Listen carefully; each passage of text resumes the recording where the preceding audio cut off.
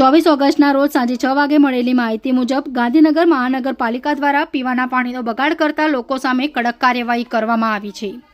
પેતાપુર વિસ્તારમાં મહાનગરપાલિકાની સિવિલ ઇજનેરી શાખાની ટીમો દ્વારા સઘન ચેકિંગ હાથ ધરાયું હતું. તપાસ દરમિયાન શુદ્ધ નર્મદા જળનો બિનજરૂરી બગાડ કરતા કુલ 9 આસામીઓ ઝડપાયા હતા. ક્યાંક નળમાંથી પાણી લીક થયું હોવા છતાં સમારકામ કરાયું ન હતું, તો કેટલીક જગ્યાએ પાણીની ટાંકીઓ ઓવરફ્લો થતી હોવાનું સામે આવ્યું હતું.